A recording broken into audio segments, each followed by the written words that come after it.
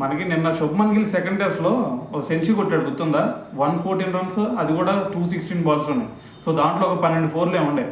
అయితే మరి ఈ సెంచరీతో 2 రికార్డులు బ్రేక్ చేశాడంటే నమ్ముతారా? సో ఖచ్చితంగా నమ్మి తీరాల్సిందే. సో మరి ఆ 2 రికార్డులు ఏంది అనే దాని గురించి కూడా క్లియర్గా చెప్తాను, జాగ్రత్తగా వినండి. మనకి ఫస్ట్ టెస్ట్లో ఫస్ట్ డేలోనే సెంచరీ కొట్టాడు లేదా? దాని తర్వాత నిన్న సెకండ్ టెస్ట్లో చూసుకుంటే ఫస్ట్ డేలోనే సెంచరీ కొట్టాడు లేదా? సో మరి ఈ విధంగా 2 టెస్టుల్లో ఫస్ట్ డేలోనే సెంచరీ కొట్టిన ఏకైక ఇండియన్ ప్లేయర్గా ఒక రికార్డ్ అయితే క్రియేట్ చేశాడు. ఇప్పటి వరకు ఏ ఇండియన్ క్రికెటర్ కూడా ఇలా ఫస్ట్ డేలోనే 2 సెంచరీలు కొట్టిన సందర్భం ఎక్కడ కూడా లేదు.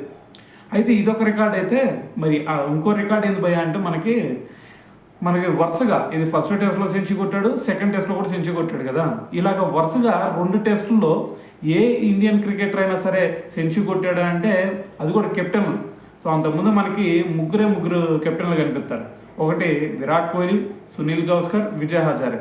సో విజయ్ హజారే, సునీల్ గవాస్కర్ చూసుకున్నారనుకోండి, వాళ్ళిద్దరూ వరుసగా 2 మ్యాచ్లు కొట్టారు.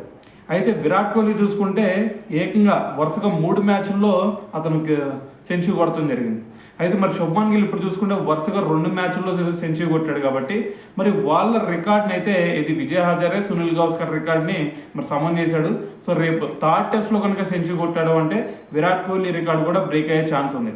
సో మరి విరాట్ కోహ్లీ రికార్డ్ని బ్రేక్ చేయగలుగుతాడా లేదా? సో దీని గురించి మీరేమనుకుంటున్నారు అనేది కూడా తెలియాలి కదా. సో తెలియాలంటే ఏం చేయాలా? కామెంట్ చేయాలి కదా. సో కామెంట్ చేయండి.